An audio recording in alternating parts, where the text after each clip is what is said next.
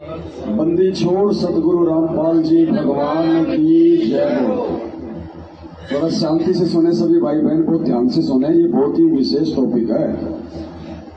और इसीलिए परमात्मा कहते हैं कि साध संगत से भेद जो पाया, साध संगति से ही भक्ति मार्ग के भेद हमें पता चलेंगे।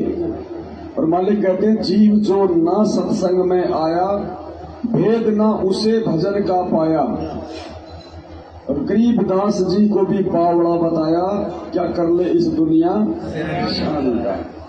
तो सत्संग कहो चाहे साध संगत कहो चाहे सत्संगति कहो, वो एक ही चीज है। और परमेश्वर के जो बच्चे होते हैं वो जब आपस में बैठ के परमात्मा के कहे गए वचनों पे चर्चा करते हैं, वो भी सत्संग ही होता है। सत्संग का मतलब यही नहीं कि गुरुजी सिंहासन पे बैठ के अपने मुख कमल से सत्संग कर रहे हैं। सत्संग का मतलब होता है सत्य वचन, जिसमें झूठ ना हो, जिसमें मिलावट ना हो, जो सर्व के हित के लिए हो, उसको कहते हैं सत्संग, सत्य का संग। तो वो सत्संग यदि उस परमात्मा के बच्चे निष्कपट होके और उन्हीं के वचनों को आधार बना के कहेंगे करेंगे, वो भी सत्संग ही है। और ऐसे सत्संग के विषय में परमात्मा कहते हैं कि सत्संग की आधी घड़ी और तब के बरस हजार, तो भी बराबर है नहीं कहे कबीर विचार। फिर एक बात और कही परमात्मा ने कि सत्संग में आए के और बात चलावे और उस अपराधी आत्मा को फिर 3 लोक नहीं छोड़े। तो सबसे बड़ा दोषी है भगवान का, जहाँ पे राम नाम की चर्चा हो, सतगुरु के सत्संगों की चर्चा हो, साथ संगति हो, और उसमें यदि कोई इधर उधर की बातें करता है, वक्ता को यदि कोई डिस्टर्ब करता है, तो उससे आत्मा दुखी होती है। मैंने खुद देखा परवाला आश्रम में गुरुदेव सत्संग कर रहे हैं, भगत लोग कोई नहाने के लिए दौड़ रहा है, कोई लेटरिंग करने के लिए दौड़ रहा है, कोई आपस में बैठ के घर बीत की बात कर रहे हैं। काफी बार परमात्मा ने उनको बीच में रोका, मतलब हमारी गलतियों के चलते सत्संग कर रहे गुरुदेव को बीच में रुकना पड़ा। हमने भगवान के मार्ग में बाधा डालने का खूब प्रयास किया, तो हम कितने बड़े दोषी होते हैं परमात्मा। तो मालिक ने बताया जहां परमात्मा की चर्चा हो वहां हमें परमेश्वर का ही गुणगान करना है। देखो बात वही आएगी एंड में, हमारे अंदर ये कमजोरियां उस समय तक नहीं जाएंगी जब तक हम गुरु जी को परमात्मा नहीं मानेंगे। आप एक प्रधानमंत्री से कोई आपकी मीटिंग होनी है, अब प्रधानमंत्री से मीटिंग होनी है, आप प्रधानमंत्री जी के मीटिंग रूम में चले गए। अब विचार करना, आप हो और प्रधानमंत्री है, उस मीटिंग रूम में जाना तो आपका अपना फैसला। मीटिंग रूम में जाने के बाद क्या आप मीटिंग रूम से बाहर बिना प्रधानमंत्री की अनुमति के आ सकते हो? क्या उस मीटिंग रूम में बैठ के जिस विषय को लेके वो मीटिंग है, क्या उससे हटके आप कोई दूसरी बातें कर सकते हो?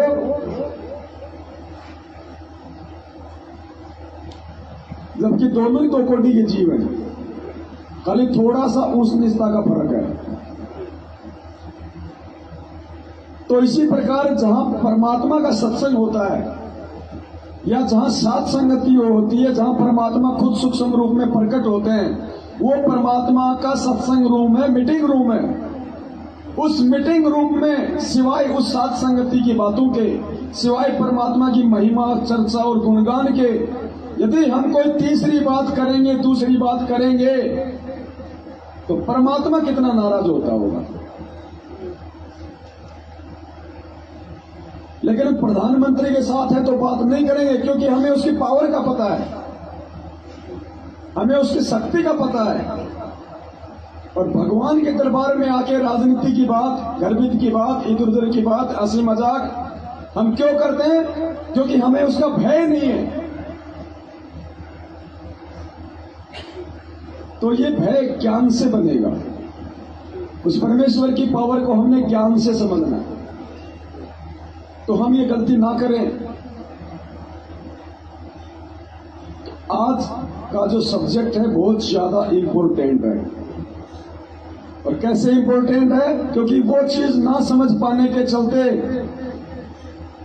काफी संख्या में लोग बेवजह गुरुजी में दोष निकाल लेते हैं, भक्ति में दोष निकाल लेते हैं, और कई तो यहां तक कह देते हैं कि हो सकता है मेरा नाम खंड चल रहा हो।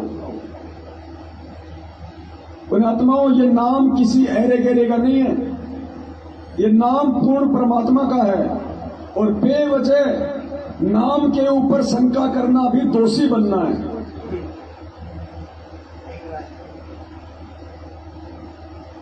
आज संगत में काफी संख्या में आप ऐसे लोग देखते होंगे जो आपको कहते हैं कि भगत जी को लाभ ही नहीं हो रहा, कोई फायदा नहीं है, 2-3 महीने तो बढ़िया काम चला नाम लेते ही, साल भर तो कोई दिक्कत नहीं आई, भगत जी अब परेशानी आ रही है। सुनते ना अमूमन क्या बोलेंगे कि भगत जी नाम लेने के 4-5 महीने तक तो ठीक था, उसके बाद ना तो भक्ति में वो मन लग रहा, ना विशेष कोई लाभ हो रहा, उल्टा नुकसान और शुरू हो गया। ऐसे फोन हमारे पास में बहुत आते हैं। और वैसे भी आप जी बातें संगत में करेंगे तो आपको ज्यादातर यही सुनने को मिलता है। अब इसके पीछे का रीजन क्या है? वो गलत नहीं कह रहा भगत, वो झूठ नहीं कह रहा, वो सही कह रहा है, लेकिन उसके पीछे का रीजन का ना पता होने के चलते हम डगमग वाली स्थिति में आ जाते हैं, भक्ति और भगवान से दूर हटने वाली स्थिति में आ जाते हैं काल प्रेरणा से। अब वो क्या है, क्यों ऐसी स्थिति प्रकट होती है? हर चीज को परमात्मा उतने सरल तरीके से करके नहीं बताएगा, वो बताने में समर्थ है, वो पहले ही बता सकता था, लेकिन उन्होंने अपने सत्संगों को भी सरल तरीके से समझाने के लिए हम साथ संगत वालों के लिए एक ऑप्शन छोड़ना था। भाई वेद कितना उलझा हुआ ज्ञान है, गीता जी के श्लोक कितने टेढ़े, तो परमात्मा ने तो अपने सत्संगों में उनको सरल करके समझाया। और क्या कहा गुरु जी ने कि वेद लिखे परमात्मा ने, और वेदों का सार क्या है? गीता, और वो कोड वर्ड में तत्व ज्ञान युक्त। अब गीता जी को पहचानना इतना आसान थोड़ी है, और जो संत गीता जी को पहचानवा दे, गीता जी की पहचान करवा दे, उनके कोड वर्ड युक्त श्लोकों का सरलीकरण कर दे, सोचो ऐसा परम संत यदि खुद सत्संग करेगा तो वो कितने कोड वर्ड युक्त होते हैं। यानी गीता और वेदों को समझना आसान है, लेकिन परम संत के सत्संगों को समझना आसान नहीं है। इसलिए गुरुजी ने कहा कि बच्चों, ये जो गरीबदास जी महाराज जी का जो ग्रंथ साहिब है, ये पढ़ने और दिखने में बहुत सीधा लगता है, लेकिन वेद और गीताओं से भी गहरा है इसको समझना। इसीलिए 300 साल हो गए, आज तक कोई नहीं समझ पाया, सिर्फ गुरुदेव ने आके समझाया, क्योंकि उसमें विश्व की सभी भाषाएं हैं। अब विश्व की सभी भाषा को इंसान नहीं जान सकता। तो ज्यादातर लोग क्या कहते हैं, भगत जी 4 महीने हो गए नाम लिए हुए, 6 महीने 1 साल हो गई, शुरू में तो ठीक था, उसके बाद में ना भक्ति में मन लगे, काम धंधा भी डाउन हो गया। लोग भी ये कहते हैं कि कौन से बाबा का नाम ले लिया, तो इससे पहले ठीक था। तो काल हमें इन घटनाओं के माध्यम से तोड़ने का प्रयास करता है, और 99% लोगों के सामने ये समस्या आती भी है और आई भी होगी। अब ये क्यों आई, क्यों आती है और इसका समाधान क्या है, ये गुरुदेव के आशीर्वाद से हम समझने का प्रयास करते हैं। जैसा कि थोड़ी देर पहले परमात्मा ने जिक्र करवाया था, यदि हम भैंसे या किसी भी जानवर को यदि उसका नाम लेके पुकारेंगे, जो उसकी बॉडी का नाम है, उसके शरीर की पहचान है, वो हमारी तरफ आकर्षित नहीं होता। और उसका जो एक कोड वर्ड है, भैंसे को भैंसा भैंसा कहेंगे नहीं सुनेगा, उड़ रही कर दो तुरंत सुनेगा, कुत्ते को कुत्ता कुत्ता कहो नहीं सुनेगा, त्योल त्योल कर दो तुरंत सुनेगा। इसी प्रकार से जब शुरुआत में हमारे को परमात्मा ये प्रथम मंत्र देते हैं 5 देवताओं के, और ऊपर नीचे परमेश्वर अपने स्वयं के देते हैं, जिस पद में वो होते हैं। अब जैसे ही हम इन पांचों मंत्रों का मर्यादा में रह के सुमरन शुरू करते हैं तो प्रतिफल में हमारे को लाभ मिलना शुरू हो जाता है, क्योंकि ये शरीर में विराजमान कमलों में प्रधान देवी देवताओं के नंबर मंत्र हैं। तो मर्यादा के साथ जैसे हम इनका जाप करेंगे हमारे को लाभ शुरू हो जाता है। और क्या बताया परमात्मा ने, इसके लिए भी भगवान ने पहले लीला रची। कल जो शब्द परमात्मा ने जो बनवाया था कि ब्रह्मा जी का विष्णु का उनको जो मंत्र दिए थे परमात्मा ने, तो क्यों दिए परमात्मा ने उनको? एक सिस्टम बनाया परमात्मा ने, पहले पूरा मैनेजमेंट सेट किया ऊपर के लोगों में। चाहता तो परमात्मा डायरेक्ट हमारे को लाभ दे सकता था, फायदा दे सकता था, लेकिन उन्होंने ऐसा नहीं किया। परमात्मा ने अपना एक विधान बना के छोड़ दिया। अब परमेश्वर ने ब्रह्मा विष्णु महेश को एक मैनेजर के रूप में बना दिया, आप और हमारे लिए। सबसे पहले परमात्मा मिले ब्रह्मा जी को ज्ञानी ऋषि के रूप में, उनके गुरु बने। ब्रह्मा जी को ओम नाम का मंत्र दिया। विष्णु जी के पास गए, हरिये मंत्र दिया। शंकर जी के पास गए, सोहम दिया। आज वो तीनों देवता उसी मंत्र का जाप करते हैं। परमात्मा वापस गए सतनाम देने, तो तीनों ने रिजेक्ट कर दिया, किया नहीं, परमात्मा ने करवाया, क्योंकि उनको सतनाम देना ही नहीं था। तो परमेश्वर ने खाली उनको एक एक मंत्र दे दिया। अब परमात्मा नीचे आ गए। नीचे आके परमात्मा ने जो मंत्र ब्रह्मा विष्णु महेश को दिए थे वो तीनों मंत्र प्रथम मंत्र में हमें भी दे दिए। अब हम क्या करेंगे? जैसे प्रथम मंत्र का जाप करेंगे मर्यादा में रह के, तो हमारा जो ब्लूटूथ है उसको हम ऑन कर देंगे नाम लेते ही। नाम लेने का मतलब है मोबाइल का ब्लूटूथ ऑन कर देना। और हम जैसे ही वो मंत्र का जाप करेंगे जिस भी देवता का, तो मालिक ने उनका ब्लूटूथ तो पहले से ही ऑन कर दिया था। अब वो ब्लूटूथ से जब ब्लूटूथ मिलेगा मोबाइल का, तो वो दोनों का कनेक्शन हो जाएगा। हम मोबाइल में जब कोई चीज लेते हैं आपस में, या मोबाइल से हम कोई स्पीकर को ब्लूटूथ से कनेक्ट करते हैं, तो दोनों का ब्लूटूथ खोलना पड़ता है ना। उसके बाद वो जुड़ जाते हैं दोनों, फिर गाने सुनो आराम से, सत्संग सुनो। तो पहले परमात्मा ने उन तीनों का ब्लूटूथ वो तीनों मंत्र दे के ऑन कर दिया। नीचे आके वही मंत्र परमात्मा ने हमें दे दिया। और जब हम मर्यादा में रह के उनका जाप करेंगे, भाई मोबाइल की बैटरी है ही नहीं और हम उसको चालू करेंगे, करने का प्रयास करेंगे तो काम नहीं करेगा मोबाइल, तो मर्यादा है बैटरी। तो जैसे ही वो मंत्र जाप करते हैं प्रथम मंत्र, तो हमें लाभ शुरू हो जाते हैं, क्योंकि हम उन देवताओं के वास्तविक मंत्र जाप करते हैं। और तुरंत वो हरकत में आ जाते हैं कि हमें कौन याद कर रहा है, किसको दुख है, किसको तकलीफ है। वो रह नहीं सकते, क्योंकि सिस्टम ही ऐसा बना दिया गुरु जी ने। तो तुरंत हमें लाभ मिलना शुरू हो जाता है।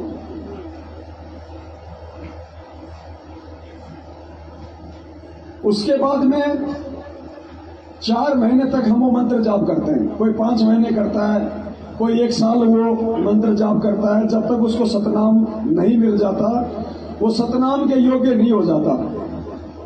तो प्रथम मंत्र तक किसी को कोई नुकसान नहीं होता, जो मर्यादा में है। नहीं होता ना, सब यही कहेंगे भाई साहब शुरू में तो बहुत अच्छी भक्ति होती थी, सब कहते हैं, एक आधे को छोड़ के।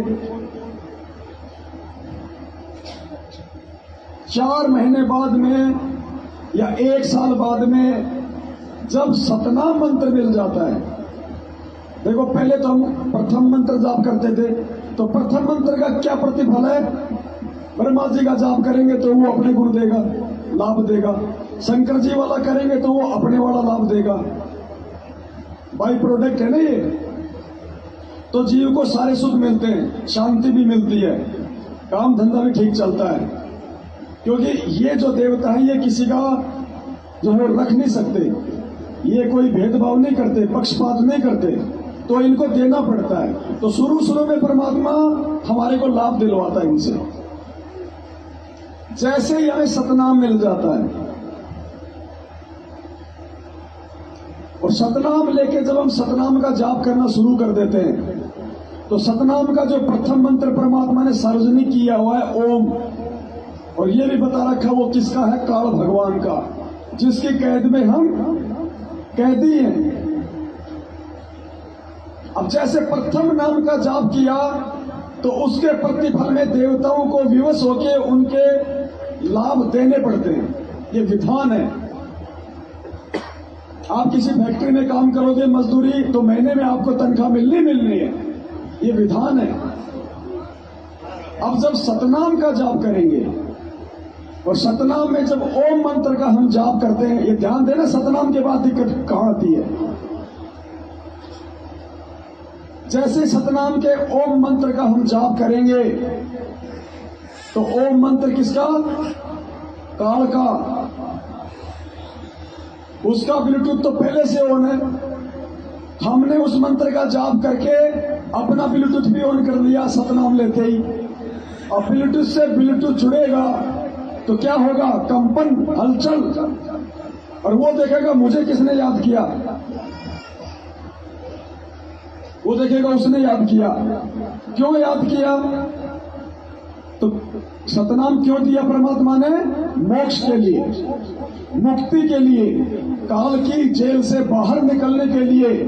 अब वो क्या करेगा, विधान है परमात्मा का, देना उसको भी पड़ेगा। जैसे देवताओं ने दिया, नहीं देगा तो परमात्मा पिटाई करेगा। अब वो क्या देगा, सतनाम जाप करेंगे मोक्ष के लिए, काल लोक से छूटने के लिए, काल का जो ऋण है वो चूकता करने के लिए करते ना। अब जब जाप करेंगे, अब काल को पता चल गया कि इसके प्रतिफल में मैंने जो एग्रीमेंट जो कर रखा है परमात्मा से कि सर्वे धर्मान परिताज्यमम एकम शरणम व्रज अहम तवा स्वर पाप्याभ्यापी मोक्ष्यामि मासुच, कि मैं तुझे सभी कर्मों से और धर्मों से जो मेरे लेवल के हैं उनसे मैं तुझे मुक्त कर दूंगा। मैं उन जीवात्माओं को 21 ब्रह्मांड से बाहर का रास्ता दे दूंगा। अब सतनाम लेने के बाद जब हम ओम नाम का जाप करते हैं तो काल को प्रतिफल में आपको 21 ब्रह्मांड से बाहर जाने का रास्ता देना पड़ता है। अब वो रास्ता देना नहीं चाहता। अब वो क्या करेगा, वो हमें रास्ता ना मिले इसके लिए वो हमारे को भ्रमित करने का प्रयास करेगा। अब वो हमारी मर्यादा तोड़वाएगा, क्योंकि मालिक वाले मिशन में तो वो छेड़छाड़ नहीं कर सकता कि जो ओम नाम की जिसके पास कमाई होगी उसको निकालना पड़ेगा अपने लोक से। लेकिन आत्माएं ओम नाम का जाप करके उसके लोक से बाहर ना निकल जाए, वो तो एक एक आत्मा के लिए लड़ता है ना, मरता है ना। परमात्मा ने क्या बताया, जब परमात्मा मगर से लीला करके सहशरीर सतलोक जा रहे थे एक साधारण संत का रूप बना के, तो काल ने एक साधारण व्यक्ति समझ के, एक साधक समझ के रोकने के लिए अपनी पत्नी दुर्गा को भेज दिया कि उसको रोक, निकल ना जाए मेरे लोक से वरना तेरी खैर नहीं। दुर्गा ने कितने डोरे डाले परमात्मा पे, कीन्या मगर पियाना, सतगुरु कीन्या मगर पियाना, वो वाणी आती है ना परमात्मा की। दुर्गा ने कितना कोशिश की कि मैं तुझे अपना राजा बना के रखूंगी, मैं तेरी पटरानी बन के रहूंगी। मालिक ने कहा कि ये तो बूढ़ के लड्डू हैं, हम नहीं खाते, हम नहीं खाते। ऐसी वाणी शब्द है परमात्मा का। अब सुन ले परमात्मा का, थोड़ा हमें मालूम पड़े फिर हम आगे बढ़े।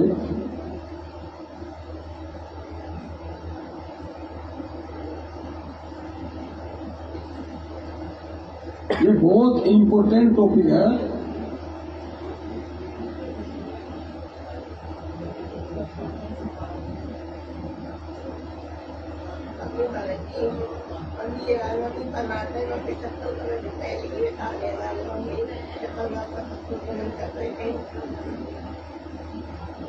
तो कैसे कैसे डोरे डाले थे दुर्गा ने परमेश्वर को साधारण संत समझ के, व्यक्ति समझ के। अर्थात एक तरफ तो परमात्मा के विधान अनुसार काल में ओम नाम के जाप करने वाले को रास्ता देना पड़ता है, सभी धर्म कर्मों से मुक्त करना पड़ता है। दूसरी तरफ वो घटिया नीति भी अपनाता है कि ये निकल ना जाए। तो क्या प्रयास किया था उसने परमेश्वर के लिए, सोचो हमें कहां बख्शेगा।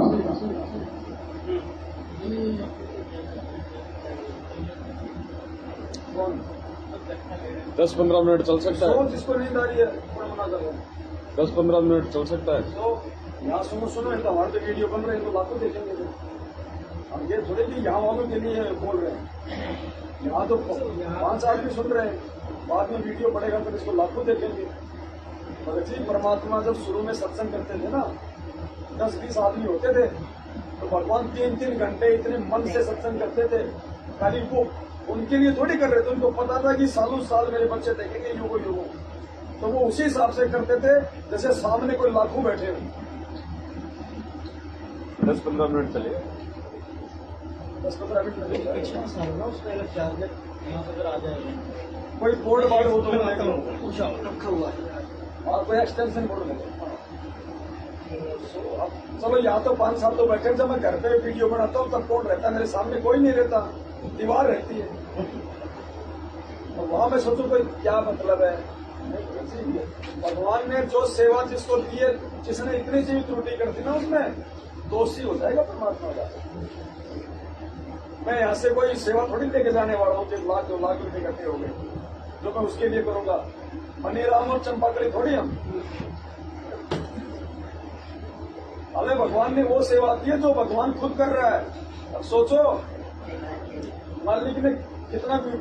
मालिक ने हमारे ऊपर कितना विश्वास किया है, और उसके विश्वास को तोड़ना तो फिर सूअर बनना है।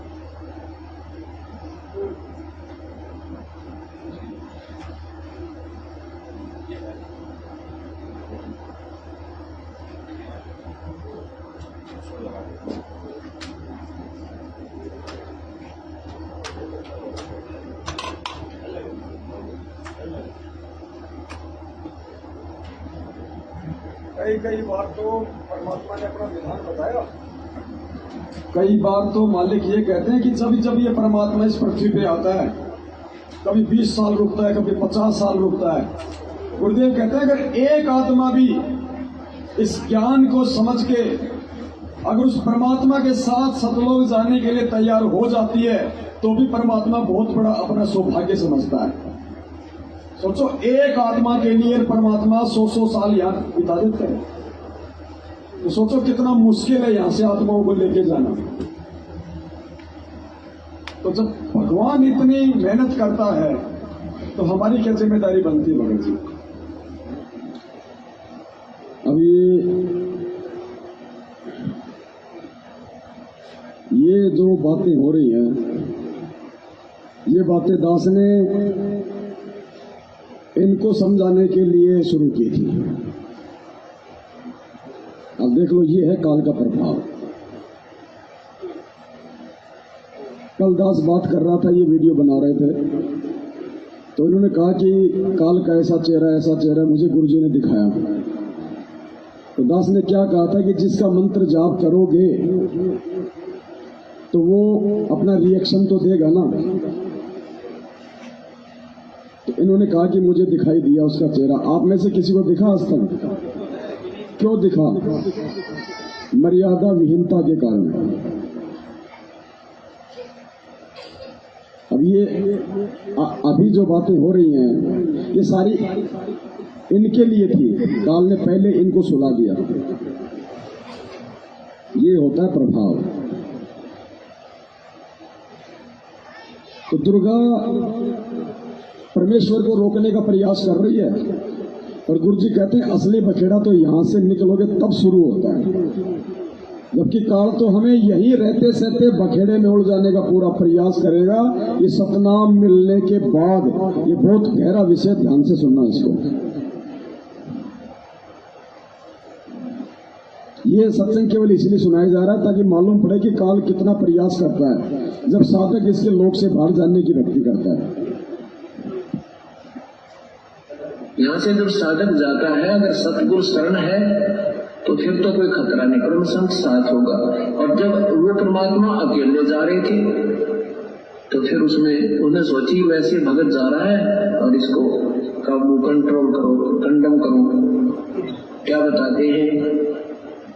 देखा मगर जहूरा सतगुरु, देखा मगर जहूरा सतगुरु, देखा मगर जहूरा हो। काशी में कीर्ति कर चले, ले नूर में नूरा हो। काशी में तो अपनी कीर्ति बना के महिमा गा कर चले गए, और वहां से वो नूर परमात्मा का यानी तेजो में शरीर अपने वास्तविक स्थान सतलोक में पहुंच गया। आदि माया आदि अर्श से उतरी बनी अप्सरा पूरा हो। हम तो बड़े कबीर पुरुष को, तू है दुल्हा पूरा हो।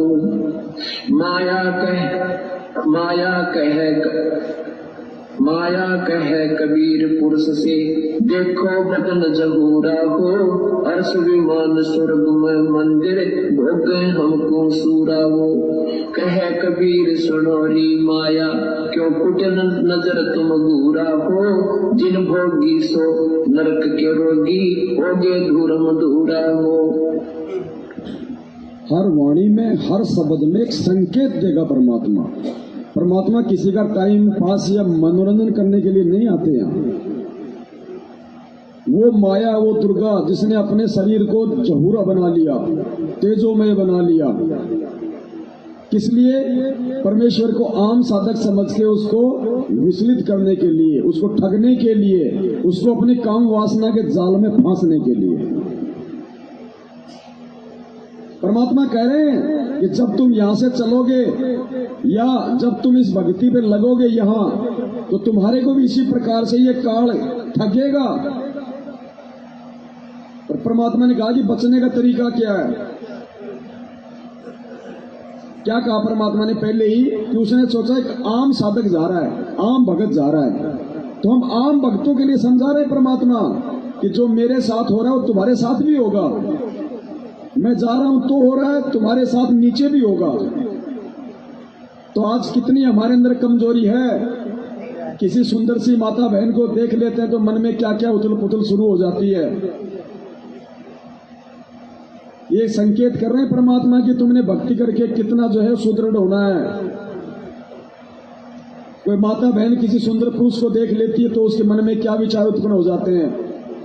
मालिक ने बताया कि जब तुम ऊपर जाओगे तो काल भगवान ने त्रिकुटी तक तुम्हें जाने से रोकने के लिए 72 करोड़ अप्सराएं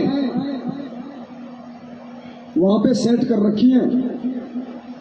उनका काम एक ही है कि पृथ्वी लोक पे यदि इस साधक की या साधिका की आत्मा, इसकी आस्था अगर किसी पर पुरुष में थी या पर नारी में थी,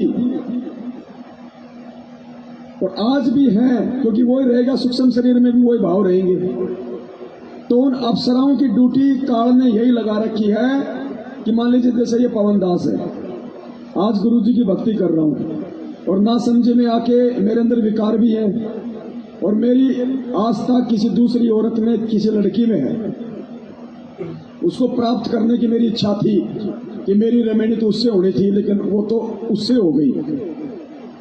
जैसे अहिल्या की शादी तो होनी थी गौतम उससे, इंद्र से, और बीच में कूद गया उसका गुरु, तो इंद्र के अंदर वो इच्छा रह गई ना, उस इच्छा ने फिर उसको नीच कर्म के लिए प्रेरित किया। अपने गुरु की पत्नी के साथ उसने अपने ही जो है गुरु का रूप बना के उसने उसके साथ में वो दुष्कर्म किया। तो जैसे कोई भाई, अब ये मूर्खता, अज्ञानता, ये रमणियां नहीं हो रही है, रामायण हो रही है। यार मेरी रमणी तो उसके साथ होनी थी, वो नहीं हो पाई, उसके साथ हो गई, तो उस संगत की उस बहन में जो बहन वाली आस्था होनी थी उसकी अपनी औरत वाली आस्था हो गई। या और साधक मान लो जैसे भी है, दास एक एग्जाम्पल दे रहा है। और शरीर छोड़ते समय भी मन में वही भाव रहेंगे। अब ऊपर जब जाएंगे तो वो 72 करोड़ जो अप्सराएं हैं, जो पुरुष का भी रूप बना सकती हैं, जो स्त्री का भी रूप बना सकती हैं, अब वो क्या करेंगी? अगर मुझ पवन दास की आस्था किसी औरत में थी तो वो अप्सराएं उस औरत का रूप बना के खड़ी हो जाएंगी वहां। अब मैं ऊपर जाऊंगा तो मुझे ये नहीं पता चलेगा कि मैं ऊपर जा रहा हूं, मेरा शरीर छूट गया। गुरुजी ने क्या बताया, तुम्हें ऐसा लगेगा जैसे तुम किसी सत्संग में जा रहे हो। अब वो उस माता बहन का रूप बना के वो काल एजेंट वहां खड़ा हो जाएगा और ठग लेगा मेरे को। ऐसे किसी बहन की आस्था किसी दूसरे पुरुष में, तो वो उस पुरुष का रूप बना के वहां उसको ठग लेगी। तो इसी प्रकार ये जो दुर्गा है ये ठगने का प्रयास कर रही है परमात्मा को आम साधक समझ के। माया कहे कबीर पुरुष से, मैं हूँ जब से दूरा हो, मैं तुम्हारी पटरानी दासी राखो पलक हजूरा वो। कहे कबीर सुनोरी माया, तुम हो लड्डू बूढ़ा हो, जो तुझे खावे वो बह जावे, वो तो अकल के कूड़ा हो। कि तू तो गुड़ के लड्डू है, गुड़ के लकड़ी के गुड़ के लड्डू बना दे, दूर तो बढ़िया दिखे पर खान में खाने के कोई ना। कहते यहाँ काल के लोग का जो भी सुख है ये गुड़ के लड्डू है, देखने में अच्छे लगे, वास्तविकता कुछ नहीं। श्वेत मुकुट जा, कहते श्वेत मुकुट जा श्वेत सतर है, हमारे बाजे अनहद दूरा हो, दास गरीब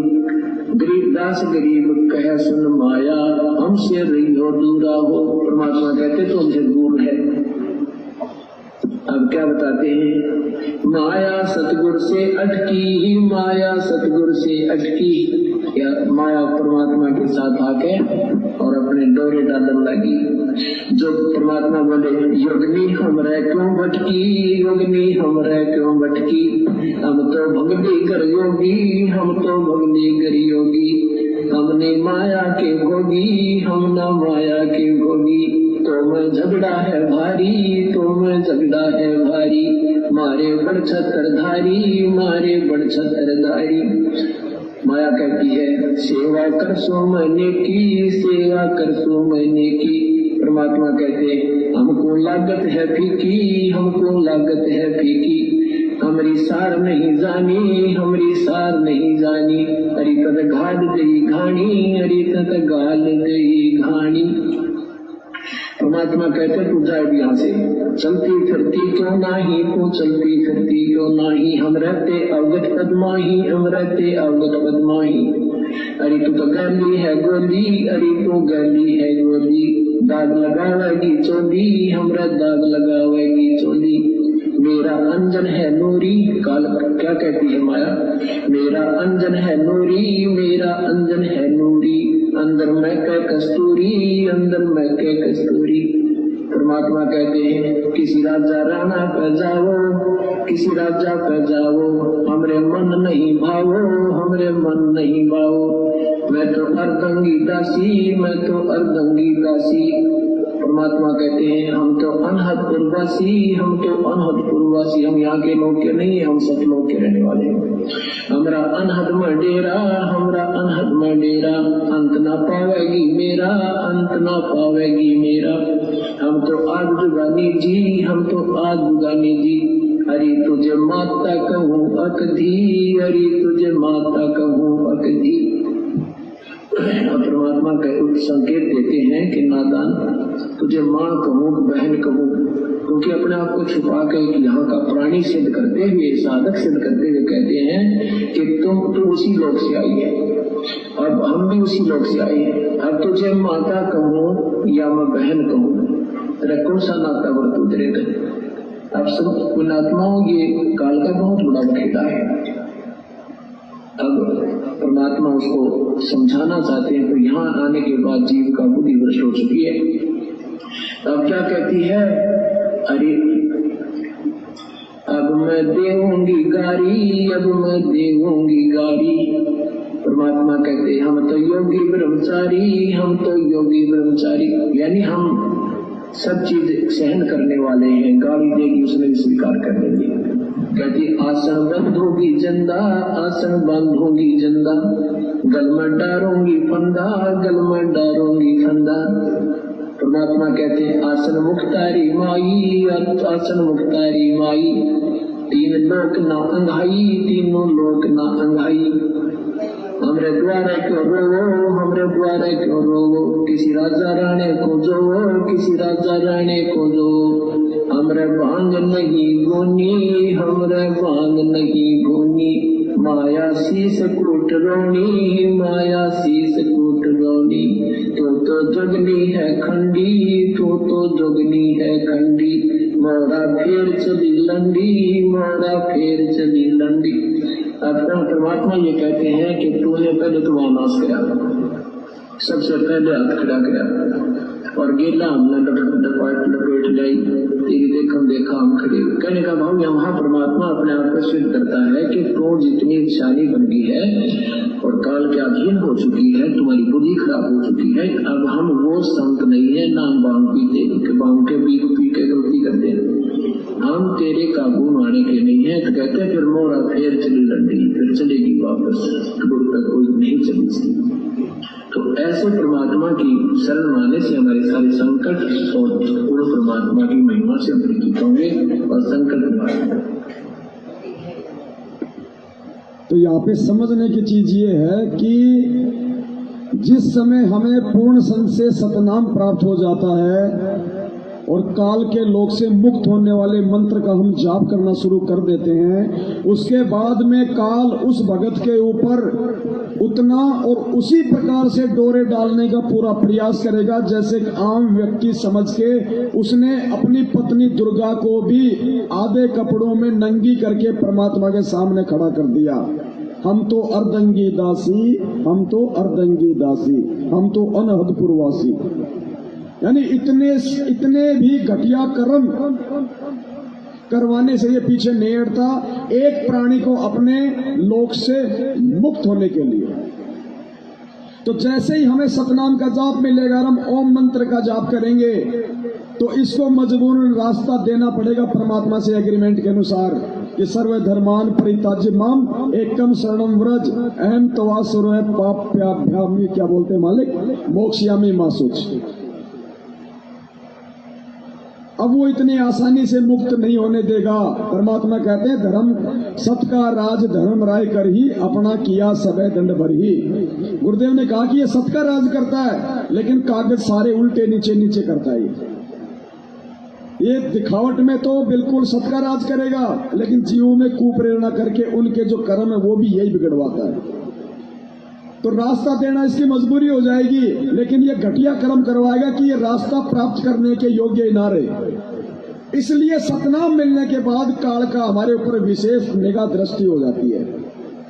वो हर प्रकार से कोशिश करेगा आपके किसी भाई बहन के माध्यम से आपके रिश्तेदार में प्रवेश करके आपके ऊपर पाबंदी लगा देगा। तू शादी में नहीं आ रहा, तू बात में नहीं आ रहा, तू हमसे बड़ा हो गया, तो परंपराओं को छोड़ना चाहता है। आपकी यदि पत्नी अनुपदेशी है तो उसमें काल बैठ जाएगा आपकी मर्यादा तोड़वाने के लिए। मतलब जो भी हमारे साथ में घटनाएं घटती है ना, ये नाम भक्ति लेने के बाद जो लोग हमसे ईर्ष्या द्वेष करते हैं वो सब काल प्रेरित होते हैं, वो काल का जाल होता है। वो हमें समझना पड़ेगा कि सतनाम लेने के बाद मेरे ऊपर ये प्रेशर क्यों बढ़ रहा है। वो घटिया से घटिया कोशिश करेगा, उसकी कोशिशों को हमने फिर ज्ञान आधार से ही काटना है कि भाई असली कहानी ये है कि हम इसके जाल से मुक्त ना हो जाएं। अब उससे बचने का तरीका सिर्फ मर्यादा, परमात्मा का सत्संग और साध संगति, दूसरा कोई तरीका नहीं है कि हम इसके जाल से बच जाएं। तो जब भी ऐसी अगर कोई समस्या आती है, कोई परेशानी खड़ी होती है हमारे सामने, तो ये ना सोचो कि मेरा नाम खंड हो गया, ये ना सोचो कि गुरुजी की भक्ति में कोई पावर नहीं है। नहीं, उस भक्ति की पावर का तुम्हारे ऊपर असर ना हो इसके लिए तुम्हें डगमग करने का प्रयास किया जा रहा है जिसका तुम जाप कर रहे हो। वो नहीं चाहेगा कि तुम यहां से निकल जाओ, तुम ये भक्ति कर लो।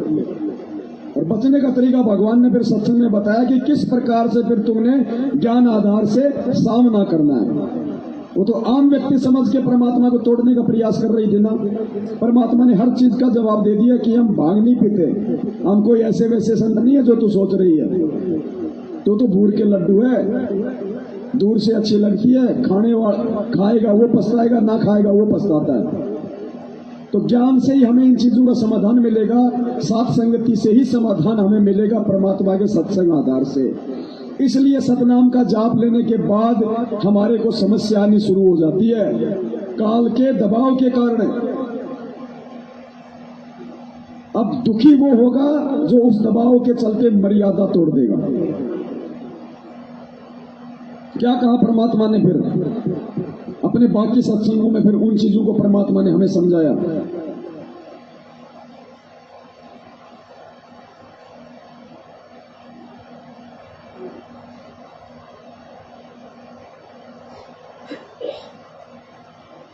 क्या बताया? ध्यान से सुनना पुण्यात्माओं। जैसे सतनाम मिलेगा और आप जाप करना शुरू करोगे तो कौन कौन आपको दुखी करने का प्रयास करेंगे, कैसे कैसे प्रयास करने का वो करेंगे। क्या कह रहे हैं परमात्मा? और उन तमाम बाधाओं को जो पार करके जो संत की शरण में लगा रहेगा, सत्संगों में आएगा जाएगा, साथ संगति से जुड़ा रहेगा, उसी का आवागमन नसाएगा।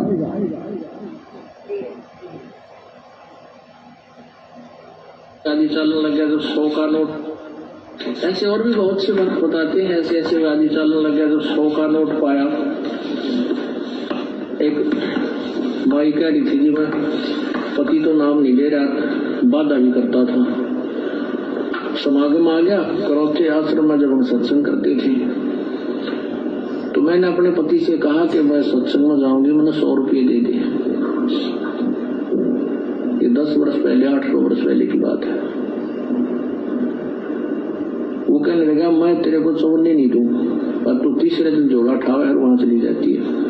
वो कहने लगी मैं कोई गलत जगह जाती हूँ तो 60-65 साल की उम्र की बुढ़िया थी, और तेरे बेटे जान लग रहे वहां पर।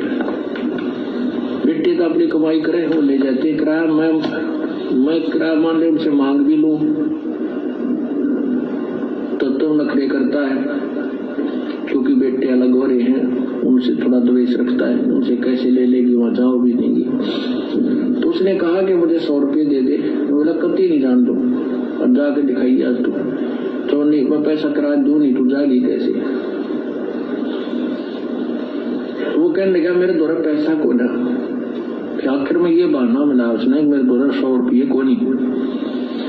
वो क्या कहती है उसकी पत्नी कि मैं तो बैठकर रोने लगी, जहाँ पूजा स्थल है रोने लगी है भगवान, देख कौन बनी।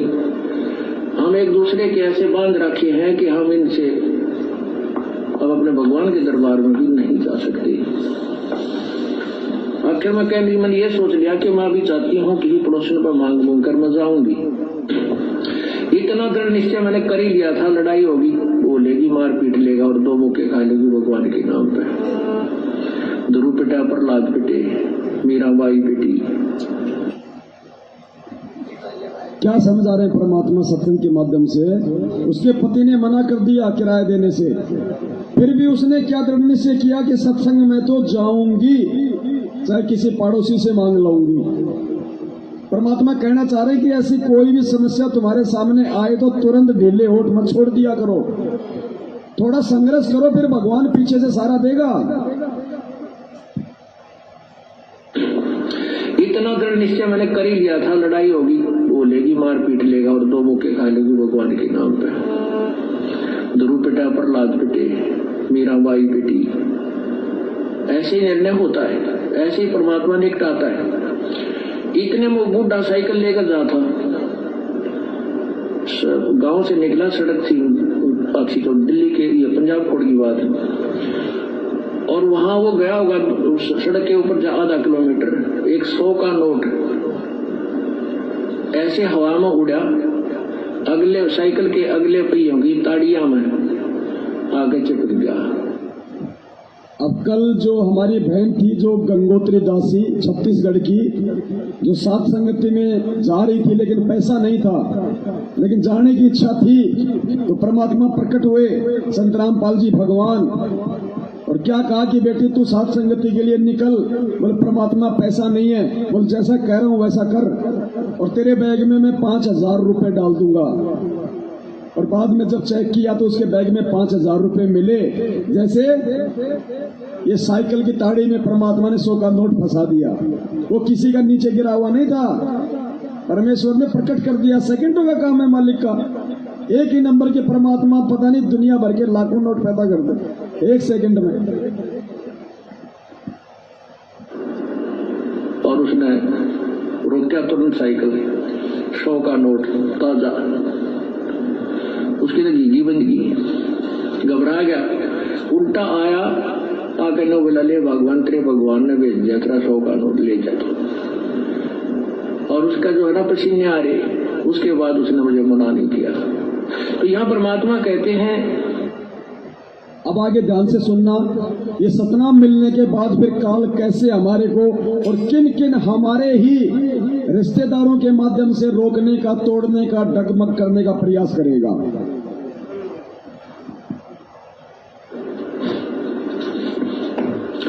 पति भरता पग जमी पर जो जो धर है पावे, समर्थ झाड़ू देते हैं ना काटा लग जावे। पति भरता भूखी रहे, यानी पति भरता को यानी सच्ची उस अनन्य मन से पूजा कर रही भगत आत्मा को कोई अभाव होता है, किसी चीज की आवश्यकता होती है, अब वास्तव में उसकी आवश्यकता है, तो कहते हैं पतिव्रता भूखी रहे वहां समर्थ घर सोचे। ऐसे पति की स्त्री के, ऐसे पति की स्त्री के काल कर्म हो मोक्ष मोच। कहते हैं जैसी भक्त आत्मा जब दुखी होती है तो भगवान के दरबार में भी चिंता बन जाती है। पुण्यात्माओं, इस दास की स्थिति से आप सब लोग जग जाहिर हो। सांसारिक लेवल पे ना दास के पास कोई मकान है ना कोई जमीन है, किराए के मकान में दास रहता है, कभी कहाँ कभी कहाँ। काम धंधा ऐसा कोई विशेष है नहीं, काम धंधा भी करते हैं तो वही अपना कोई पानी पतासे का या दही बड़े वगैरह का जो भी दास जानता है छोटा बहुत। और पिछले काफी समय से वो काम भी नहीं हो पा रहा, क्योंकि उस काम से ज्यादा वैल्यू इस दास के लिए परमेश्वर की सेवाएं है।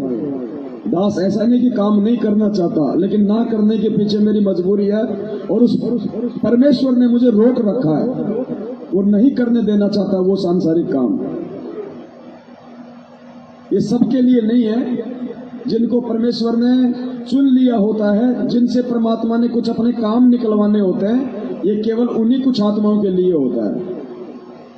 और वैसे भी परमात्मा के सांसारिक लोगों के लिए या भक्ति मार्ग में आने के बाद भी जो भक्ति को ज्यादा वैल्यू ना देके अपनी भौतिक सुख सुविधाओं के लिए दिन रात बैल और गधे की तरह जो काम करते हैं, उनके लिए भी परमात्मा कहते हैं कि नर संसारी लगन में दुख सहे करोड़ा, और इस परमार्थ के कारण जितना सहे उतना थोड़ा। तो ऐसा नहीं कि दास काम नहीं करना चाहता, लेकिन ये बंदी छोड़ की सेवाएं, इससे बड़ा कोई काम नहीं है दुनिया में। ये काम तो हम परमात्मा के आने के बाद भी कर लेंगे, लेकिन ये सेवा जो आज मिली हुई है, ये कल परमेश्वर के आने के बाद नहीं मिलेंगी। फिर रोएंगे बैठ के, पछताएंगे हम। तो सबको पता है दास पहले मेरठ में रहता था। अब मेरठ वालों के मेरे बीच में क्या हुआ, दास ने वीडियो बना के डाला हुआ है।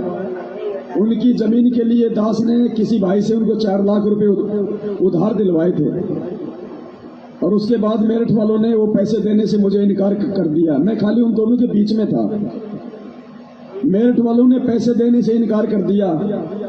अब वो भाई मेरे पीछे पड़ गया कि भाई मैंने तो तेरे कहने पे दिया पैसा, जबकि मैंने दोनों को आमने सामने किया था।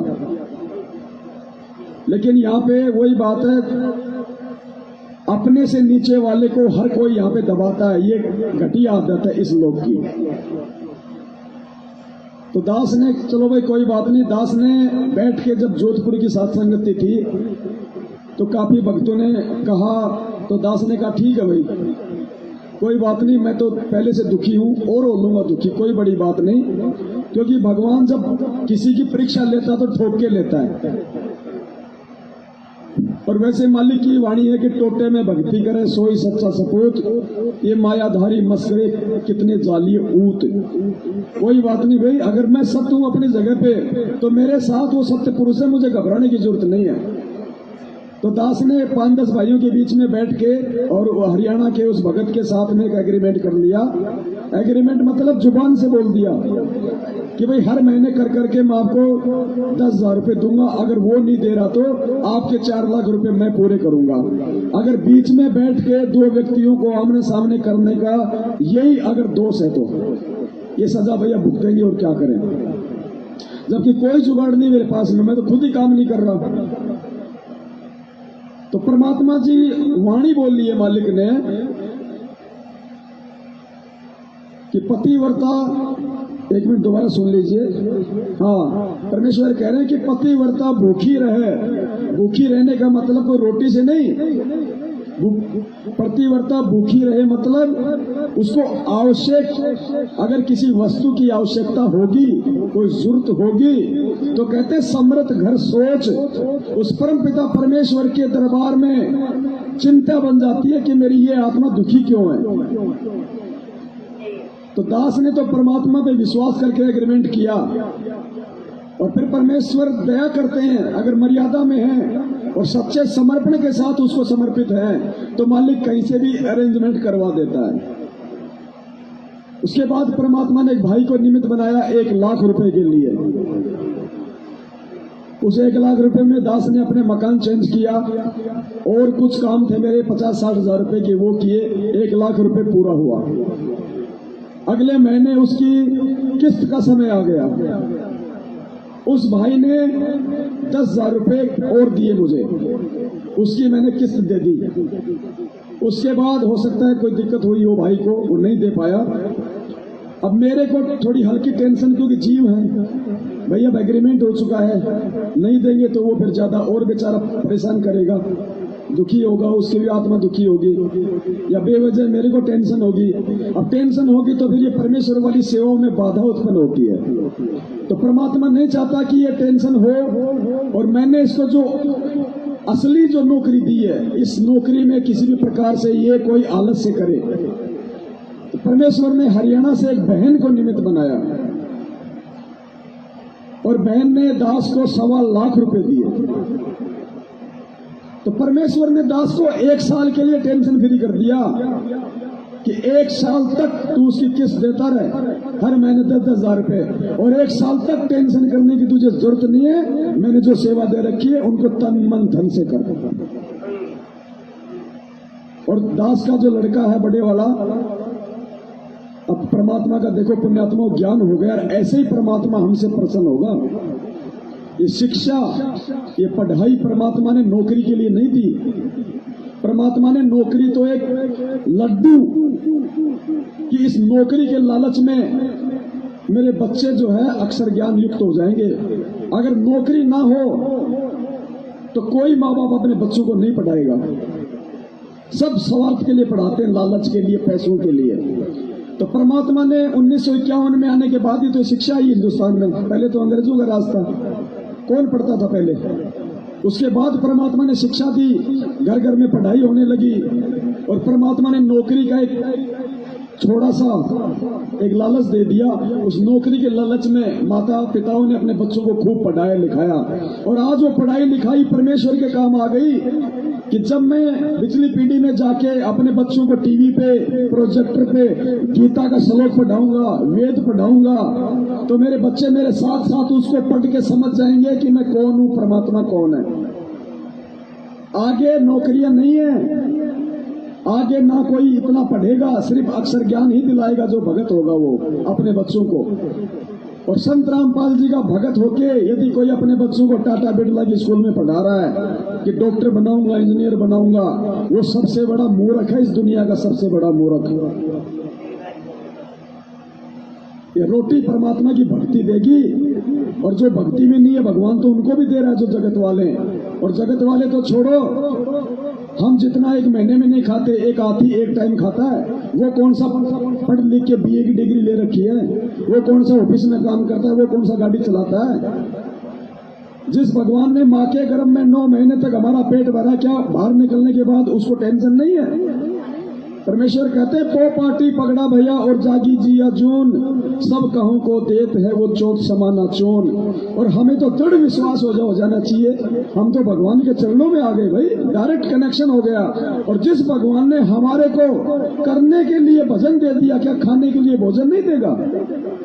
सब कुछ देगा, लेकिन विश्वास हमें नहीं होता। तो दास ने अपना जो बड़ा लड़का है उसको 10th करवा के 10वीं पास करवा के उसकी इच्छा थी आगे पढ़ने की, दास ने उसको मना कर दिया। नहीं भाई, अपने को भगवान चाहिए, भगवान मिल गया। शिक्षा केवल इसलिए दी थी कि मेरे बच्चे मुझे पहचान लें।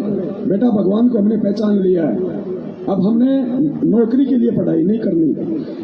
उस बच्चे की दास ने पढ़ाई छुड़वा दी और उसको एक मार्बल कंपनी के अंदर उसको काम पे लगा दिया। हर महीने उसको 15,000 रुपए मिलते हैं, बस बहुत है, पर्याप्त है। घर का खर्चा वो बच्चा चला रहा है, और जो किस्त है मेरी जो 10,000 की, जो 4 लाख रुपए तक है, वो मालिक ने अपने सत्संग वाले बच्चों को निमित्त बना रखा है। तो ऐसे समय में यदि मैं रातों को जाग जाग के भगवान की सेवा ना करूं तो मेरे से बड़ा नीच कोई दूसरा नहीं होगा। इसलिए दास परमात्मा की सेवा में कोई कोताही नहीं बरतता है, वरना भगवान का दोषी हो जाऊंगा जब वो आगे से आगे मेरे चल रहा है। तो इसलिए परमात्मा ने ये वाणी कही है कि पतिव्रता भूखी रहे तो समृद्ध घर सोच।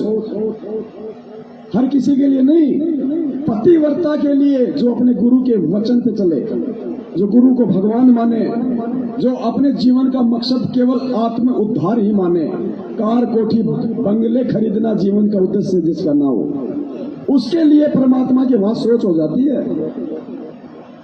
तो कैसे ओम नाम मिलने के बाद और उसके जाप के बाद किन किन कारणों से किन किन रिश्तेदारों को निमित्त बना के हमारे को मर्यादा विहीन करने का काल के द्वारा प्रयास किया जाएगा। आगे ध्यान से सुनिए परमात्मा का ये सत्संग।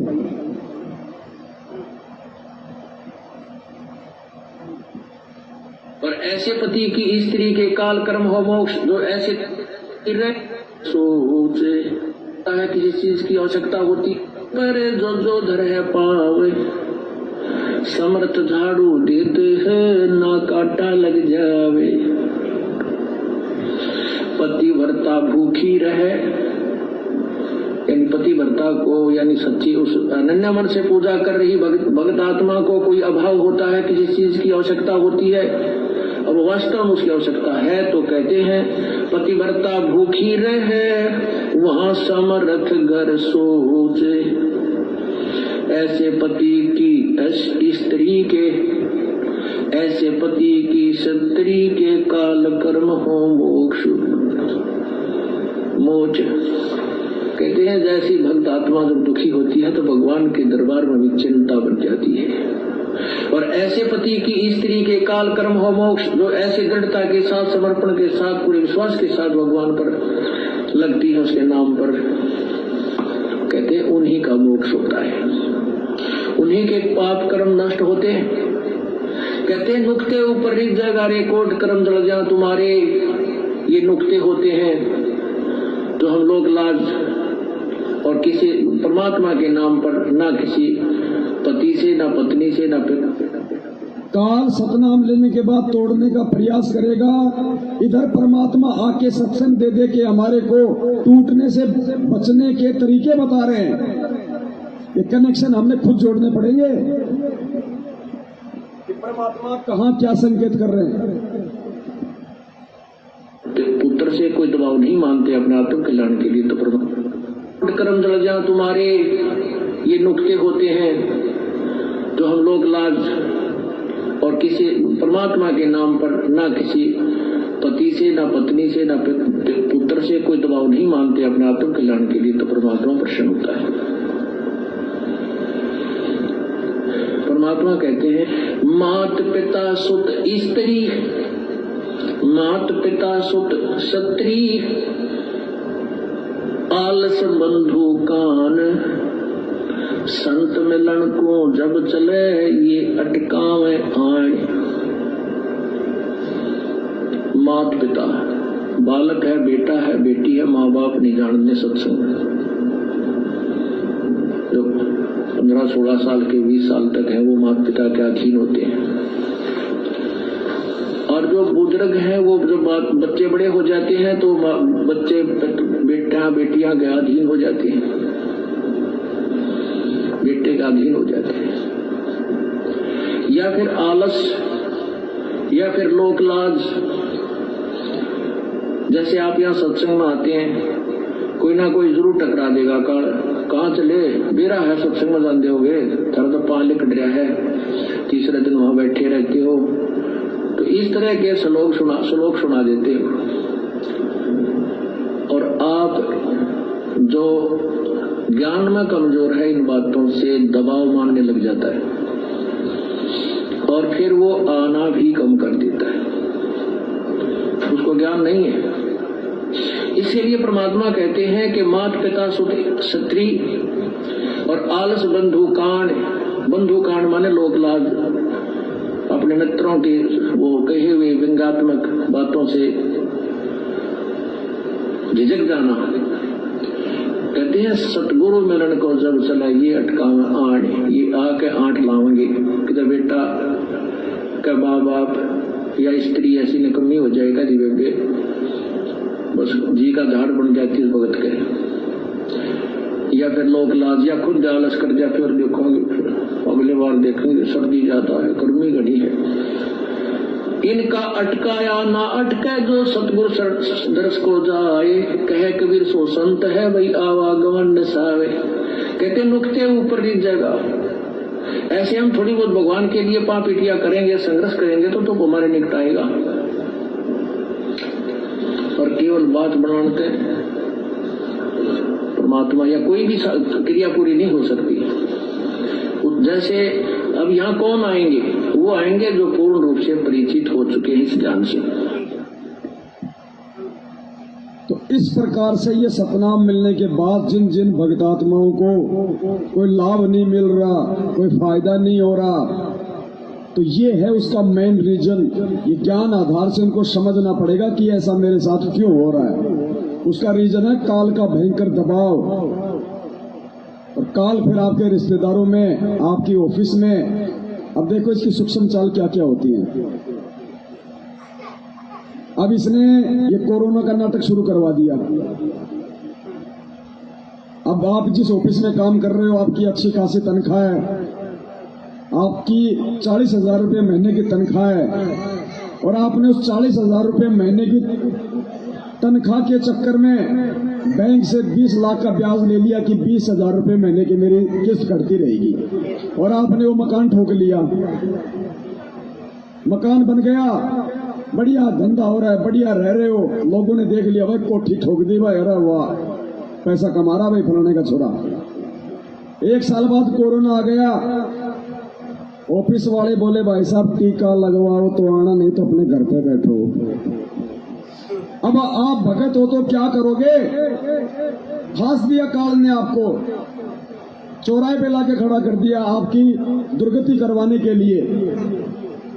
अगर नौकरी छूट गई, टीका नहीं लगवाया, तो बैंक की किस्त क्या तेरा बाप भरेगा?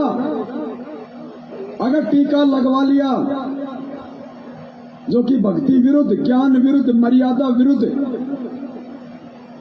तो परमात्मा से दूर हो जाओगे। अब क्या करोगे इस स्थिति में? यहाँ पे आपको ज्ञान से बढ़कर फिर दूसरा कोई सहारा नहीं मिलेगा। फिर आपको ज्ञान आधार बनाना पड़ेगा कि इस भक्ति और भगवान के लिए पत्थर का मकान तो क्या, 40,000 की नौकरी तो क्या, बलक बुखारे के बादशाह ने तो अपना राजपाट, रानी सब कुछ छोड़ दिया था। जिसके राज को देख के, जिसके शानो शौकत को देख के इंद्र का, देवताओं का राजा इंद्र भी शर्मा जाता था कि ऐसे ठाट बाट तो मेरे भी नहीं है जो बलक बुखारे के बादशाह के। उसने सब कुछ छोड़ दिया था। और फिर परमात्मा ने अपने भगत की महिमा गाई कि रांडी ढांडी ना तजे वो नर कौए काग, और बलक बुखारा ने छोड़ दिया थी कोई पाछली लाग। नरसिंह भगत अपने आत्म कल्याण के लिए सेठ होके और 56 करोड़ की संपत्ति को ठोकर मार दी, भंडारे में लगा दिया। अपने रहने के लिए भी अपना महल नहीं रखा, जंगल में जाके झोपड़ी बना के रहने लग गया। तो ये दृढ़ता हमारे को ज्ञान से मिलेगी, अच्छी संगति से मिलेगी, साध संगति से मिलेगी। तो वो दबाव सतनाम के बाद इस प्रकार से काल हमारे ऊपर बढ़ाएगा, कोई भी रीजन बना के। अब उस दबाव का यदि आपके ऊपर असर हो गया, जिनको ज्ञान नहीं है तो उनकी मर्यादा टूटेगी। जैसे ही मर्यादा टूटी, उनके ऊपर मालिक का विधान है। परमात्मा ने कह दिया कि बच्चों भक्ति चाहे थोड़ी कर लो, लेकिन मर्यादा पूरी निभाओ। अगर मर्यादा तोड़ के भक्ति फिर चाहे रात दिन कर लो, कोई फायदा नहीं है। डॉक्टर भी यही कहता कि बेटा तेरा ऑपरेशन कर दिया, ये गोली दवाई और ये नियम, ये परहेज।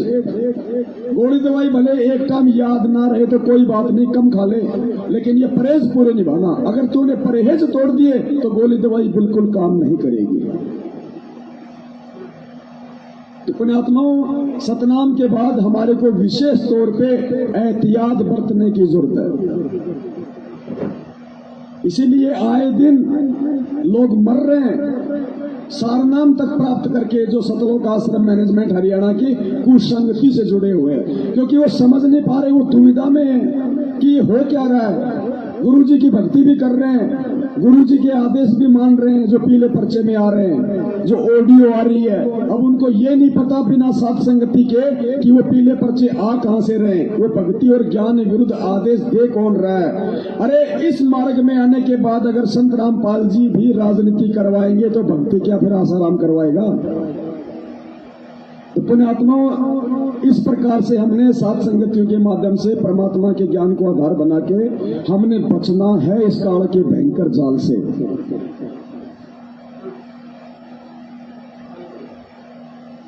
इसलिए सात संगतियों की जरूरत है, इसलिए भगवान ने हमें ये सात संगतियां दी है।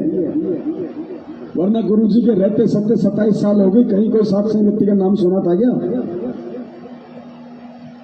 और आज इन्हीं सात संगतियों में जो भगवान के सत्संग हम 27 साल से नहीं समझ रहे थे कि परमात्मा ने सत्संग में क्या भेद छुपा रखा है, क्या गूढ़ रहस्य है, आज वो सारे भेद परमात्मा सात संगतियों से सार्वजनिक खुलासा करवा रहे हैं।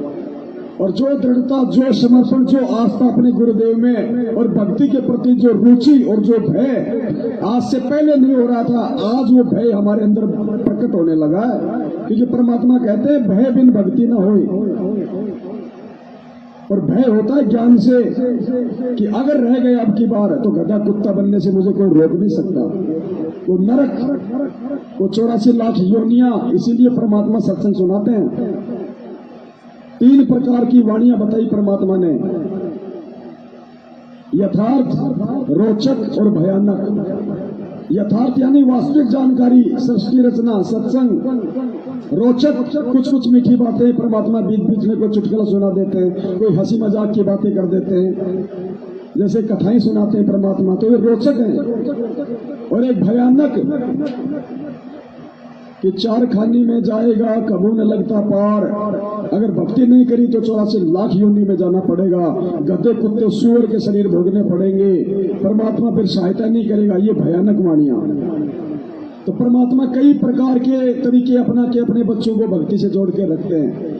तो वर्तमान में उस परमेश्वर ने हम भाई बहनों को आपस में निमित्त बना रखा है। तो भाई दास को तो भगवान ने जो सेवा दी है, दास की योग्यता के अनुसार, योग्यता भी नहीं कह सकता, ये भी परमात्मा से दास माफी चाहता है कि परमेश्वर दास की तो कोई योग्यता है नहीं, हो तो आप ही योग्य बनाते हो। तो दास उस चीज को परमात्मा के ही आशीर्वाद से पूरी तरह से निभाने का पूरा प्रयास कर रहा है। हालांकि अभी भी बहुत कमियां हैं। मालिक से प्रार्थना करूंगा परमात्मा और सेवाएं दे, और सेवाओं को करने की शक्ति दे परमेश्वर।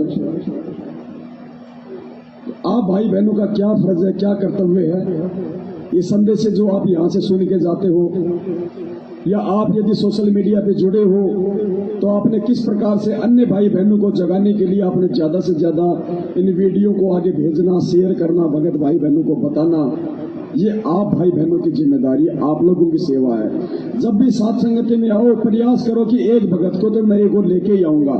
देखो हर बार आप आ रहे हो तो कोई फायदा नहीं है। अरे आप तो समझ चुके हो, मेरठ में इसी बात को लेके हमारा मनमुटाव हुआ था। हर बार वही भगत आ रहे हैं। तो दास ने खड़ा होकर कहा कि यहाँ पे कोई शादी का प्रोग्राम होता है क्या हर महीने? ये पांचों यज्ञ तो तुम अपने घर पे भी कर सकते हो। जब तक तुम यहाँ से सीख के जो जाते हो बाहर नहीं बताओगे, हर बार किसी एक आत्मा को तुम नहीं लाओगे, तुम्हारा क्या फायदा यहाँ पे आके सूखे ये भोजन करने से। ये खाना तो तुम अपने घर पे भी खा सकते हो, ये भक्ति तो तुम अपने घर पे भी कर सकते हो। और दास ने कहा था 8 मार्च 2020 को सबके सामने खड़े होके वहां पे, क्योंकि हमें कोई स्वार्थ नहीं है, हम कोई पैसों के लिए नहीं कर रहे। दास ने कहा कि आज के बाद कोई नहीं आएगा यहाँ पे। अगर तुम किसी नए भक्त आत्मा को नहीं लेके आते हो तो, और कोई नहीं आता है तो कोई बात नहीं, यहाँ से जो सुन के जाते हो, यदि तुम दूसरों को नहीं बताते हो तो धिक्कार है फिर तुम्हारा यहाँ आना। फालतू में कोई मनोरंजन के लिए आ रहे हो। इस बात को लेके मेरठ वाले नाराज हो गए, हाथ से माइक छीन के बोले नहीं नहीं सब आएंगे यहाँ पे, ऐसी बात नहीं है, क्योंकि स्वार्थ उनका था, मेरा नहीं था। पैसे का हिसाब किताब वो लोग जो वो देखा करते थे, मैं नहीं देखा करता था। मन में दोष उनके था, मेरे नहीं था। तो दास ने खड़ा होकर बोल दिया आज के बाद कोई नहीं आएगा। इसी बात को लेके मेरठ वाले मेरे से नाराज हो गए और वो 4 लाख रुपए देने से उन्होंने मुझे मना कर दिया। ये था मेन रीजन। फिर दास भी वहां से आ गया सब कुछ छोड़ छाड़ के। मेरी जो दही बड़े की दुकान थी कम से कम 1 लाख से ऊपर का सामान था, मुझे दुकान तक नहीं खोलने दी। बोले मर्डर कर देंगे अगर दुकान के हाथ लगा दिया तो, निकल जाए यहां से।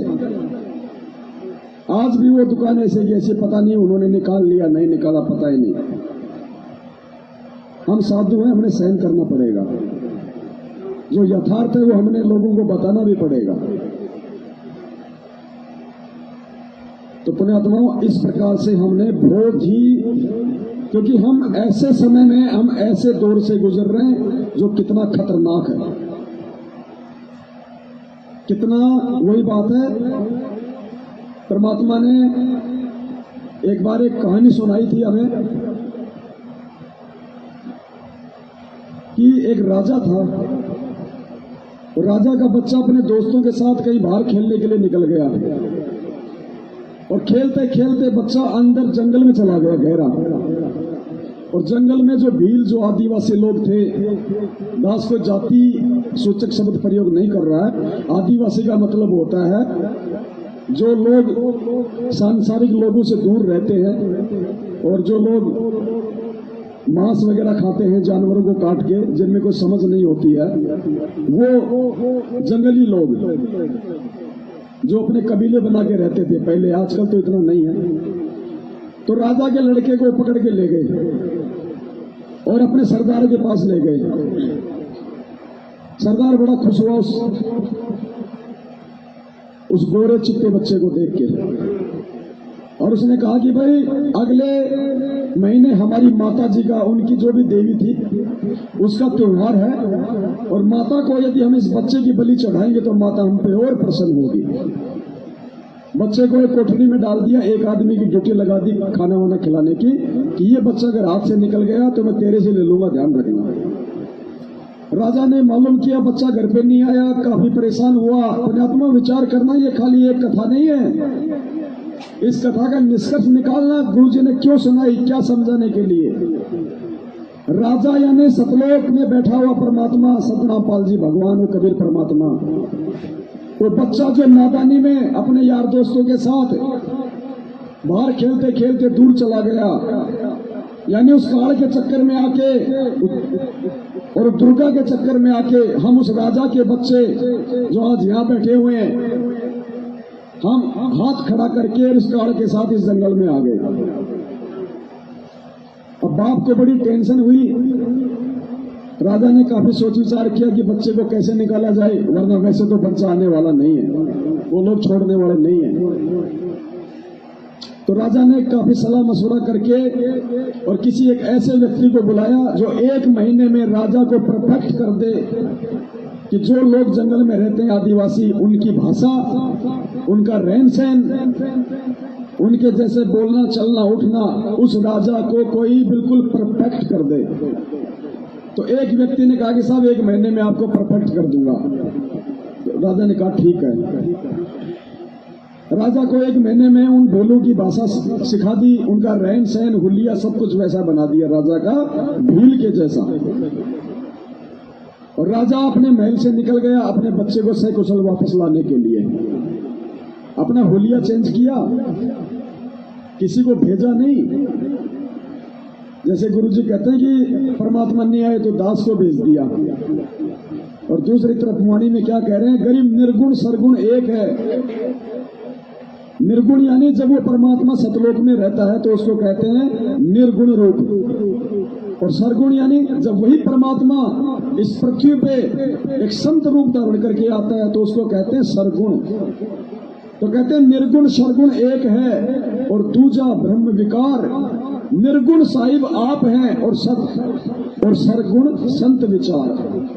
परमेश्वर आप ही निर्गुण रूप में सतलोक में हो और अपना ही दूसरा रूप बना के हल्का करके तेज पुंज के शरीर को आप ही सरगुण रूप में यानी संत रूप में आज धरती पे प्रकट हो।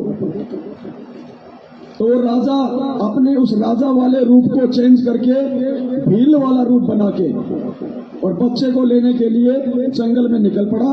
पीछे से अपने मंत्री को उसने सारे दिशा निर्देश दे दिए। जंगल में चला गया, उनसे वो भील टकराए, अपने जैसा देखा, वेशभूषा देखी, बातचीत की, तो ये सोच के कि ये तो हमारे ही मतलब जान पहचान के हैं। और राजा उनके साथ उसी कबीले में चला गया। राजा था, उसको बुद्धि भी थी, उसने अपने कुछ विशेष अदाओं से और उस भीलू के राजा का उसने दिल जीत लिया। भीलू के राजा ने उस राजा को अपनी विशेष सेवा में लगा लिया कि तू मेरे पास रहेगा। राजा उसको बढ़िया कहानियां किस्से सुनाता था, उसकी बढ़ाई करता था। तो राजा ने फिर एंड में क्या किया, उसकी ड्यूटी भीलू के राजा ने जिस कोठड़ी में वो बच्चा था उस कोठड़ी की चाबी और उसकी रोटी पानी की व्यवस्था करने की जिम्मेदारी जो भील रूप बना के गया हुआ था उस लड़के का बाप, उसी को दे दी। अब वो ऐसे थोड़ी है कि भाई उसको चाबी दे दी तो निकाल के ऐसे ले जाएगा। अब 4-5 दिन बाद में माता जी का प्रोग्राम था बच्चे की, उस दिन उन्होंने बलि चढ़ानी थी। राजा पूरी तैयारी के साथ गया था। जिस दिन उनका प्रोग्राम होना होता था उस समय वो लोग धूमधाम से शराब वगैरह पीना और बहुत अच्छा अच्छा खाना खाना वो करते थे। तो भीलू के राजा ने पार्टी रखी, धूम धड़ाके गाने बाजे, छुरा वगैरह पी गई, शराब वगैरह पी गई। अब राजा ने क्या किया, उस शराब में नशे की जो दवाई लेके गया था वो डाल दी और सबने खाया पिया। 2-4-5 घंटे के बाद में राजा ने देखा कि सब लोटपोट। अब राजा ने तुरंत मौके का फायदा उठाया, तुरंत उस कोठड़ी में गया, बच्चे के पास गया और बोला, देख जैसा मैं कहूं वैसा करना बस, और मुझे तेरे बाप ने भेजा है, मुझे तेरे पिताजी ने भेजा है तुझे यहां से निकालने के लिए। जैसा मैं कहूं वैसा करते रहना। मैं जो तुझे बताऊं उससे अगर जरा सा भी इधर उधर हुआ तो तू भी मरेगा और मुझे भी मरवाएगा। अगर वो ये कह दे कि मैं ही तेरा बाप हूं और अपनी वास्तविकता उसको दिखा दे 2 मिनट के लिए मुंह मां धोके, तो वो नादान बच्चा उसी समय रोने लग जाएगा अपने दुखों के कारण। तो वो राजा भी फंसेगा और वो भी फंसेगा। तो राजा को बच्चे की कमजोरी का पता था, उसकी बुद्धि के स्तर का पता था, इसलिए उसने अपना भेद नहीं बताया कि मैं ही तेरा बाप हूं। ये कहा कि देख मुझे तेरे बाप ने भेजा है तुझे यहां से निकालने के लिए, और जैसा मैं कहूं वैसा ही करना। बच्चे को टाइट कर दिया, बोला ठीक है। तो बच्चे का हाथ पकड़ा और चुपचाप रहना, बोले बोलना मत। और बच्चे का हाथ पकड़ के मौके का फायदा उठा के राजा वहां से निकल लिया। सुबह तक राजा रुका नहीं, बच्चे को लेके चलता रहा। और जैसे ही वो सीमा आ गई, वहां पहले से राजा ने मंत्री को कह दिया था, मंत्री अपनी सेना लेके तैयार खड़ा हुआ था। और बच्चे को लेके उस भील वाली वेशभूषा में, यानी काल लोक में वो परमात्मा कबीर साहब संत रामपाल जी वाला रूप बना के हमारे को ये दिशा निर्देश दे रहे हैं, समझा रहे हैं कि बेटा जैसा ये नाम लेने के बाद मैं कहूं ये मर्यादा ऐसा ही करना, अगर तूने ये मर्यादा तोड़ दी तो तू भी मरेगा और मुझे भी।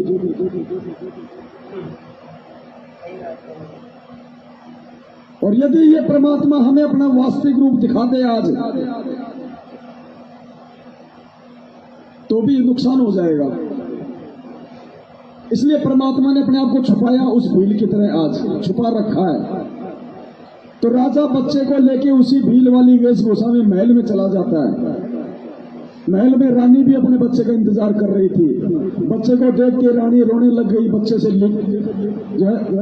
लिपट गई। अब वो भील के रूप में जो राजा था, अब देखना पुण्यात्माओं कैसे मालूम पड़ेगा कि ये कौन है आज हमारे गुरुजी के रूप में। उसी बच्चे के सामने बच्चा भी देख रहा और भील वाली वेशभूषा को राजा उतारने लग गया और अपना मुंह वगैरह धोया। तब उस बच्चे ने देखा, रे ये तो मेरा ही बाप है और मुझे निकालने के लिए इतनी बड़ी बाधा इसने मोल ले ली। 21 महीने की जेल 2006 में, रोहतक जेल में छाती के बाल तक उखड़वाए इस परमात्मा ने मुझे इस काल के जाल से बाहर निकालने के लिए। आज 2014 से 7 साल की जेल, 30 दिन का पुलिस का रिमांड, दुनिया की गालियां, निंदा का पात्र बना, लोगों की यातना सही, किसके लिए? मुझ नीच के लिए जो मूर्खता में इस काल के लोक में आके मैं यहां पे फंस गया। बच्चे ने देखा मेरा ही बाप है ये तो, अपने आप को छुपा के और मुझे वहां से निकाल के लाया। जब वास्तविकता बच्चे के सामने आई तो अपने बाप से लिपट के रोने लग गया वहीं पे। तो अपने आत्मा, ये परमात्मा धरती पे खुद कबीर साहब हैं जो अपने आप को छुपाते हुए, वरना कौन निकाल लेगा? ऐसा कौन है? अरे वो राजा का बच्चा था, इसलिए राजा को था दर्द, इसलिए अपने बच्चे को निकालने के लिए खुद गया। दूसरा नहीं निकाल के ला सकता, वो लाख गलतियां कर देगा। तो सतलोक से आने के बाद दर्द इस परमात्मा को है कि मेरी आत्मा है जो फंस गई, इसलिए स्वयं आता अपनी आत्माओं को निकालने के लिए ये भिन्न भिन्न रूप बना के, भिन्न भिन्न ये रोल करके। और पुण्यात्मा, इतना सब कुछ होने के बाद भी बात बात में हम मर्यादा तोड़ देते हैं, परमात्मा के नियमों को तोड़ देते हैं। कैसे बात बनेगी भाई? सोचो वो बच्चा अगर जरा सी भी गलती कर देता उस समय वहां, तो क्या वो बच्चा भील की जेल से बाहर निकल सकता था क्या? लेकिन जो समझदारी उस बच्चे ने दिखाई पुण्यात्माओं, आज हमने दिखानी पड़ेगी, तब जाके परमात्मा सकुशल हमें सतलोक ले जाएगा। तो इस प्रकार से हमने बहुत सावधानी बरतने की आवश्यकता है कि सतनाम मिलने के बाद में विशेषकर, और माता बहनों, परमात्मा ने स्पष्ट बोल रखा है सोने में काल है, काल। और परमात्मा ने कहा कि इसको तो शरीर पे तो छोड़ो, घर में भी नहीं रखना, सोने को तो घर में भी नहीं रखना चाहिए, इसमें तो काल का वास है। और उस सोने को यदि हम अपने शरीर पे धारण करते हैं तो अभी हम किस स्तर पे हैं? हमने तो काल को अपने सिर पे बैठा रखा है और सतलोक जाने की उम्मीद कर रहे हैं, कभी नहीं जा सकते।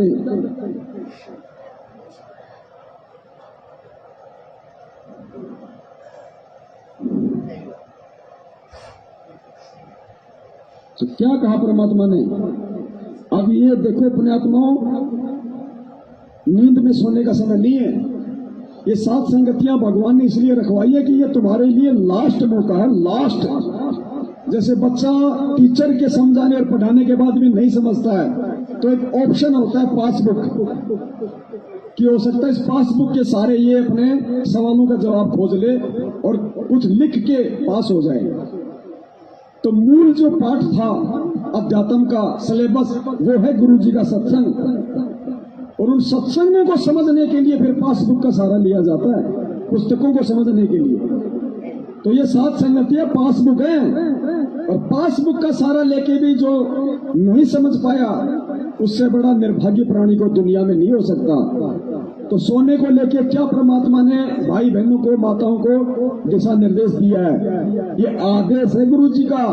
अगर सतनाम लेने के बाद, देखो प्रथम नाम वाले को इतना ज्ञान नहीं होता, सतनाम लेने के बाद यदि हम ये गलतियां करेंगे, पुण्यात्मा परमात्मा हमसे 100 कदम दूर है, भले हम दिन रात सतनाम का जाप करें। भक्ति बिना क्या होते हैं ये भ्रम रहा संसारे, भक्ति बिना क्या होते हैं ये भ्रम रहा संसारे, रति कंचन पाया नहीं रावण चलती बार। सर्व सोने की लंका थी, किसा को बद्दी था, करके भक्ति सिद्धि प्राप्त, रिद्धि प्राप्त करके, और सोने की लंका जैसे गारा की ईंट पका कर और मकान बनाते हैं, वो सोने की ईंट बना कर, छोटी छोटी ईंटें होती थी पहले, और उनसे सोने ही की वो गारा बना के और महल बनवा रखे थे उसने। इतना धनी था, और आग दोहरा मुश्किल से 50-20 ग्राम 20 तोले सोना होगा था। बड़ा बड़ा सेठ होगा जिस पर 20-30-40 तोले सोना हो गया। कहते वो रति नहीं लेकर गया, एक ग्राम भी नहीं ले जा सका, तुम कहाँ ले जा सकोगे? और केला तोड़ दोगे 40 तोले सोने में? ये तो खाम खागा सर दर्द है। सोना तो घर में बिठा रखना चाहिए आपने, और ना इसको पहनना चाहिए। क्या फायदा, कान में डाल लिया, नाक में डाल लिया, 36 पोंगे कड़े बना लिए। परमात्मा ने इतना सुंदर शरीर दे रखे, इसको आडंबर करने की कभी जरूरत नहीं। इससे भगवान रुष्ट होता है। भगवान की भक्ति करें, चाहे किसा भी शरीर है, काला है, गोरा, कड़े बना लिए। क्या कह रहे गुरु जी? सोना तो घर में भी नहीं रखना चाहिए, तो पहनने का तो सवाल ही पैदा नहीं होता। फिर क्या कहते हैं गुरु जी? इससे भगवान रुष्ट होते हैं। अरे वो 2, 4, 5, 10 हजार की चीज के लिए तुम भगवान को रुष्ट कर रहे हो? भक्ति कर रहे हैं, ड्रामा कर रहे हैं? हमें पता कि इस चीज से भगवान रुष्ट है। अगर